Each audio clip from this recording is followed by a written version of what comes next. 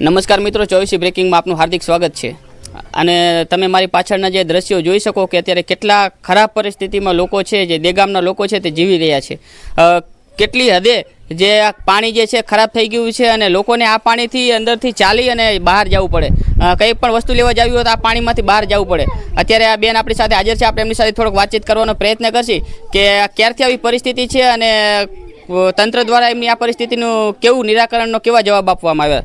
તમારું નામ શું અને શું કહેશો તમે આ પાણી ભરાઈ ગયું આટલું બધું? મારું નામ રમીલાબેન છે, પાટલી તાલુકાનું દેગામ ગામ, છેલ્લું અમારું રણકાંઠીનું ગામ છે. તો આ રસ્તો અમારો આવો થઈ ગયો તો કોઈ એમને જવાબ દેતું નથી. અમે કીધું તો અમારી મુલાકાતે આવો તો આયા, પણ અહીં લગી ના આયા, બહાર પાસ જતા રહ્યા. તો ભૈલાલભાઈ કરીને ડેલીકટ આપણે પીપળી તાલુકાના છે, એ પણ આવ્યા હતા કે પાણીનો નિકાલ છે હોય તો કરો. તો પણ એમને કરવો જોઈએ કે આપણે કરવો જોઈએ? તો એવું કહીને કે આંકા ના કાઢશો તો અમારી પોઝિશન કેવી છે? અને સરપંચ કોઈ જવાબ દેતા નહીં. અમારી મુલાકાતે કોઈ આવ્યું નથી, હજુ લગી કોઈ આવ્યું નથી. ચા જાવું, શું કરવું, અમારે દરવા તો જવું પડે ને. નાના નાના છોકરા છે, કોણ દે? અને આવા જીવજંતુમાં કઈડી જાય એની જવાબદારી કોણ લે?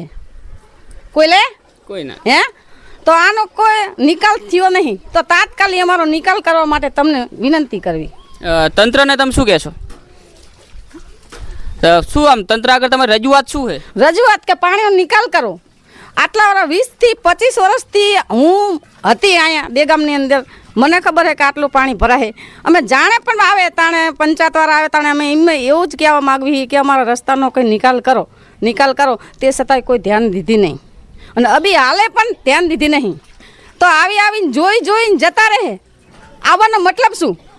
નથી સરપંચ આવતો, નથી ડેલીકટ આવતો. ડેલીકટ આવ્યો તો મુલાકાત આવ્યો નહીં, તો ને રહેવા શું રાખ્યો હે? મત લેવા હોય એટલે કે હાલો અમારા ગાડીઓમાં બેસી જાઓ, એટલે હવે મત લેવા કોઈ આવશો જ નહીં. અમે ભલે મરી જાય, તલાઈ તૂટે તોય ના આવે, ઓકરો તૂટે તોય ના આવે. એટલે અમારી પરિસ્થિતિ કોઈ સમજીએ કે એવું નથી, બરોબર? તો હવે સરકારને અમે એટલું જણાવી કે અમારું તાત્કાલિક કાર્યવાહી કરો.